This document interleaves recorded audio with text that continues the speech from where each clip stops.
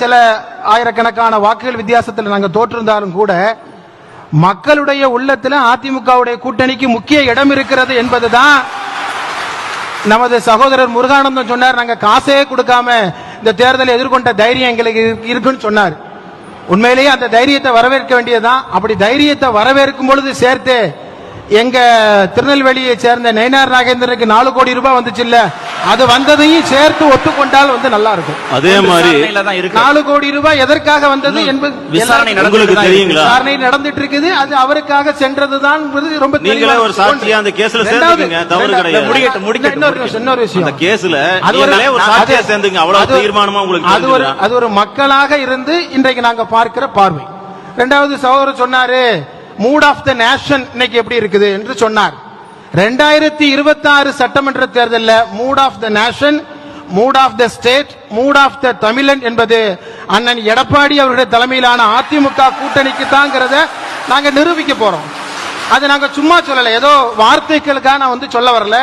2024 பாராளுமன்ற தேர்தலில் நாங்க போட்டியிட்டோம். என்ன காரணங்களால வாக்காளர்கள் திமுக பக்கம் இருந்து அதிமுக பக்கம் வருவாங்கன்னு நம்புறீங்க? உறுதியாக ஒரே ஒரு விஷயம் மட்டும்தான். நாங்கள் அதாவது 2021 சட்டமன்ற தேர்தலில் ஜெயிச்சதுக்கு பின்னால திமுகவுடைய தலைவர் தற்போதைய முதல்வர் ஸ்டாலின் அவர்கள் கலைஞர் கருணாநிதி அவர்களுடைய நினைவிடத்தில் போய் நின்று சொன்னார், நாங்கள் வாக்களித்தவர்களுக்கும் வாக்களிக்காதவர்களுக்குமான முதல்வராக நான் இருப்பேன். ஓகே. இரண்டாவதாக தொடர்ச்சியாக சொன்னார், வாக்களிக்காதவர்கள் வருத்தப்படுகிற வகையில் எங்களது செயல் இருக்கும் என்று சொல்லி காட்டினார். வாக்களிக்காதவர்கள் மட்டுமல்ல, வாக்களித்தவர்களே இப்பொழுது திமுகவே சேர்ந்து இப்பொழுது வருத்தப்பட்டுக் கொண்டிருக்கிற காட்சியை பார்க்கும். ஒன்றா இரண்டா? கார்த்திகேயன் சார் தெரியும், நீங்க ஊடகத்தில் இருக்கிறீங்க. எந்த தரப்பு தமிழ்நாட்டில் போராடாம இருக்கு? விவசாயிகள் தரப்பு, அதே போல அரசு ஊழியர்களுடைய தரப்பு, மாணவர்களுடைய தரப்பு, சிறுபான்மை மக்களுடைய தரப்பு. எங்கே இன்றைக்கு தமிழ்நாட்டில் போராட்டம் நடக்காமல் இருக்கிறது? 2010 எல்லா தரப்பு போராட்டங்களும் திரு எடப்பாடி பழனிசாமி காலத்திலையும் அவர் ஆட்சி காலத்திலையும் நடத்தினாங்க நான் சொல்றேன். ஆனால் இன்றைக்கு இருக்கிற அளவிற்கு இந்த ஆட்சியை 3 வருட காலத்தில் எல்லா ஆட்சிக்கும் ஒரு ஆன்டி இன்கம்பன்சி வரும் சார். அது 4வது வருஷத்துல வரும் சார். ஆனால் ஹனிமூன் பீரியட் முடிஞ்ச உடனேயே ஒரு ஆட்சிக்கு எதிராக ஒரு ஆன்டி இன்கம்பன்சி வந்தது என்று சொன்னால் அது ஸ்டாலின் அவருடைய ஆட்சிக்கு தான் வந்தது. ஏன்? நான் புள்ளி விவரத்தோட ஆதாரத்தோட என்னால் இப்பொழுது சொல்ல முடியும்.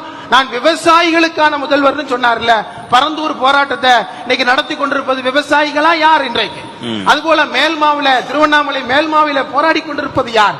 ஒட்டுமொத்தத்தில் பார்த்தால் இப்பொழுது தமிழகம் முழுவதும் ஒரு மிகப்பெரிய போராட்டம் நடந்து கொண்டிருக்கிறது. அதற்கான காரணம் மக்களுடைய அரசு. இன்னொன்று ஒன்னே சேர்த்து சொல்லிடுறேன்.